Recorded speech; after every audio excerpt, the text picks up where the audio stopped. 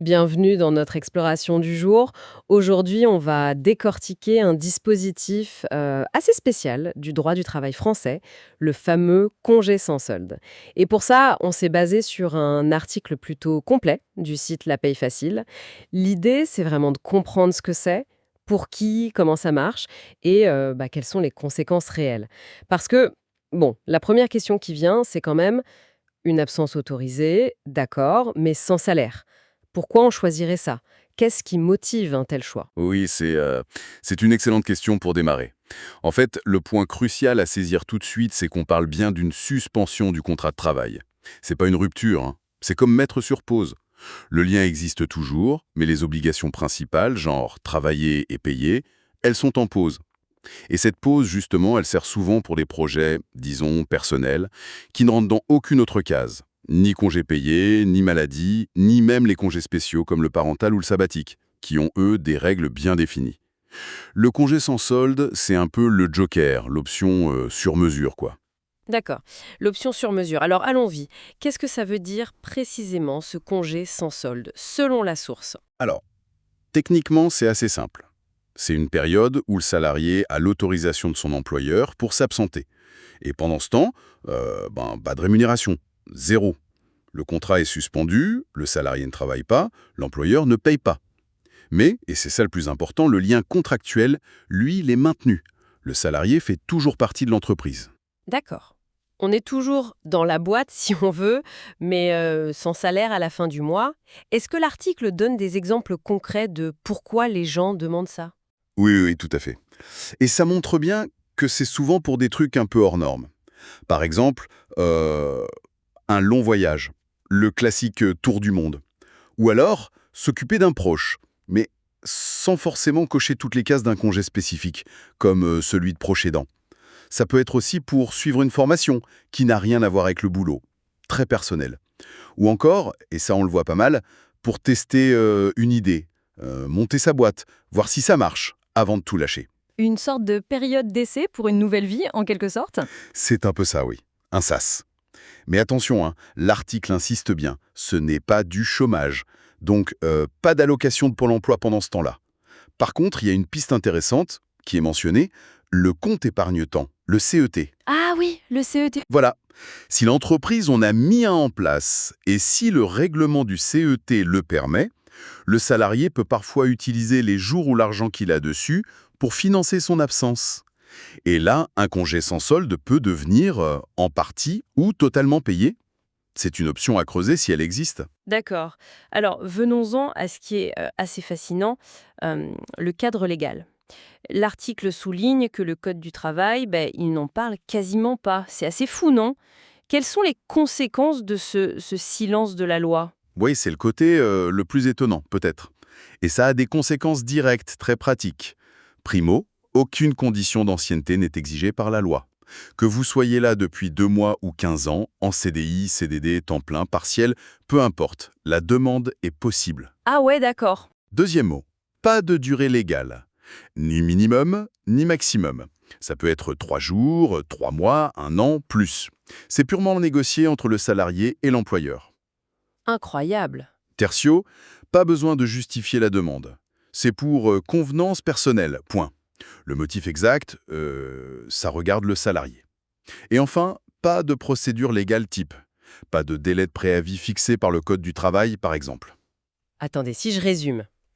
Pas d'ancienneté requise, durée libre sur le papier, pas de motif à donner. Mais alors, où est l'astuce? On pourrait demander ça 3 semaines après l'embauche pour 2 ans sans dire pourquoi. Ça paraît trop beau. L'astuce, ou plutôt le verrou, le voilà.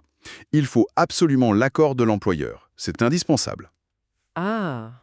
Sans son oui clair et net, il n'y a pas de congé sans solde. L'employeur a toute latitude pour accepter ou refuser, et sauf si un accord le prévoit autrement, il n'a même pas à dire pourquoi il refuse. D'accord, donc c'est vraiment à sa discrétion. Voilà. Et c'est là qu'intervient l'autre élément clé, que la source martèle. Il faut toujours aller voir la convention collective. Ah oui, la convention. Exactement. Applicable dans l'entreprise ou la branche. Parce que elle peut avoir prévu des règles. Par exemple, une procédure spécifique, un délai de prévenance, une durée max, genre 1 an, renouvelable une fois, c'est classique. Ou même obliger l'employeur à motiver son refus. C'est vraiment la source à consulter en priorité. Il y a quand même une petite exception à cette liberté de refus de l'employeur signalée par l'article. Ça concerne les jeunes, les moins de 21 ans. Ah, Oui, s'ils n'ont pas assez de jours de congés payés pour avoir leurs 5 semaines par an, ils ont le droit de demander des jours sans solde pour compléter jusqu'à 30 jours ouvrables. Et là, spécifiquement, l'employeur ne peut pas refuser. C'est un droit pour eux. d'accord, c'est bon à savoir ça. Mais donc, pour la majorité des cas, la clé, c'est la négo et l'accord de l'employeur, potentiellement cadré par la convention collective. Alors, concrètement, si on veut demander, comment on fait? Même s'il n'y a pas de règle légale, l'article donne des conseils. Oui, c'est surtout du bon sens et la paix facile le rappelle. Le conseil numéro 1, faites la demande par écrit. Pour avoir une trace? Voilà, un email, une lettre remise en main propre, ça permet de dater les choses. Et dans cette demande, soyez précis. Date de début, date de fin souhaitée. Si vous envisagez un renouvellement, dites-le peut-être déjà. Esquissez comment vous voyez le retour. Et puis, un conseil stratégique, s'y prendre à l'avance.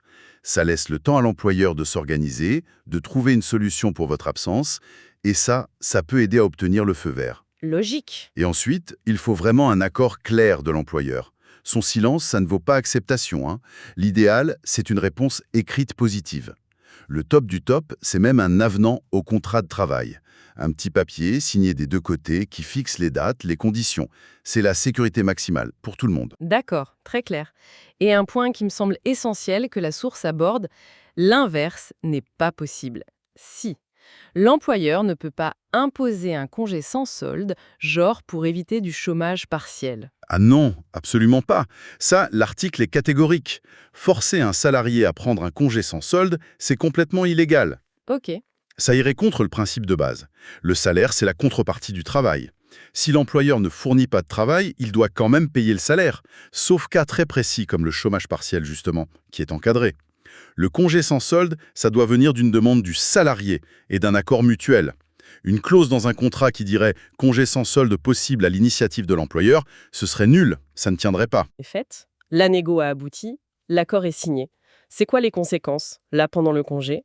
L'article détaille bien les effets. Peut-être qu'on peut les regrouper sur l'argent et la carrière, par exemple. Alors oui, sur l'argent, c'est simple, c'est zéro, nada, plus de salaire de cet employeur-là. Radical. Oui. Et côté carrière, il y a deux impacts principaux. D'abord, l'ancienneté, elle est gelée. La période de congé sans solde ne compte pas pour calculer l'ancienneté. Ça peut jouer plus tard sur des primes, des droits. Ensuite, les congés payés.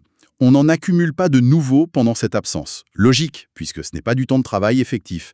C'est vraiment, comme vous disiez, une pause, un arrêt sur image de la progression dans l'entreprise. Arrêt sur image, oui, c'est ça. Et pour la protection sociale, les droits du salarié, on est complètement à nu pendant ce temps-là. Non, pas complètement, mais la couverture est quand même réduite. Le salarié reste bien affilié à la Sécu. Ah, d'accord. Donc, pour les remboursements de soins, maladie, maternité, ça continue. Par contre, et ça c'est un point super important que l'article souligne, si on tombe malade pendant le congé sans solde, Oui. eh bien, on ne touche pas d'indemnité journalière de la Sécu. Parce que ces indemnités sont calculées sur le salaire. Et comme il n'y a pas de salaire, Ah oui, logique, mais douloureux. exactement. Et pour la retraite, de base et complémentaire, et pour l'assurance chômage, c'est pareil. Aucune cotisation n'est versée pendant le congé sans solde. Donc ce sont des trimestres qui peuvent manquer pour la retraite plus tard. Ok, donc on garde la couverture santé pour les soins, mais pas de revenu de remplacement si on est malade, et un trou pour la retraite et le chômage. Et le contrat en lui-même? Le lien avec l'entreprise, les obligations, on peut bosser ailleurs par exemple? Alors le contrat est suspendu, mais il existe toujours. Le salarié fait toujours partie des effectifs. Et à son retour, il a le droit de retrouver son poste, ou un poste équivalent avec un salaire au moins égal. L'employeur ne peut pas le virer à cause du congé sans solde. Mais il pourrait y avoir un licenciement pour une autre raison pendant le congé. Oui. Ça reste possible. S'il y a une faute grave ou un motif économique réel et sérieux qui justifie un licenciement, le fait d'être en congé sans solde ne protège pas contre ça. Quant à travailler ailleurs, oui, c'est possible, vu que le contrat principal est en pause. Mais attention, grosse nuance, le salarié reste tenu par son obligation de loyauté. Mhm. Il ne peut pas faire de concurrence déloyale à son employeur initial. Et si le contrat contient une clause de non-concurrence, elle reste valable aussi. Donc on n'est pas totalement libre non plus. Pfiou, c'est un tableau complexe quand même.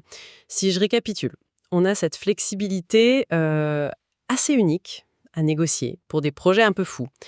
Mais en face, il y a un coût financier direct, zéro salaire, un gel de la carrière ancienneté congé, une protection sociale diminuée, pas d'indemnité maladie, pas de cotisation retraite chômage, et cette obligation de loyauté qui reste.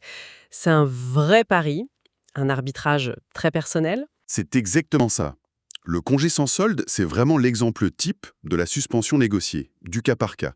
Ça peut être un outil génial pour certains moments de vie, mais il faut vraiment mesurer les contreparties. Le fait qu'il n'y ait pas de cadre légal strict donne cette souplesse, mais ça crée aussi cette zone un peu floue. D'où l'importance, encore une fois, de vérifier la convention collective et de tout bien écrire dans un accord. C'est crucial. Ce qui est intéressant ici, c'est cet espace laissé à la discussion, à la relation directe salarié-employeur pour créer une solution hors des clous. Oui, cette idée de négociation et d'obligation qui persiste même quand le contrat est en pause, ça m'amène à une dernière petite réflexion. L'obligation de loyauté, notamment ne pas faire de concurrence déloyale, elle reste active. Mais jusqu'où elle va concrètement? Si le projet qu'on mène pendant le congé est dans un domaine complètement différent, mais qu'un jour il pourrait devenir concurrent, ou si on utilise des compétences qu'on a développées chez l'employeur, la limite est fine, non? Ça pourrait être source de problèmes au retour. C'est une question intéressante, peut-être pour une autre fois.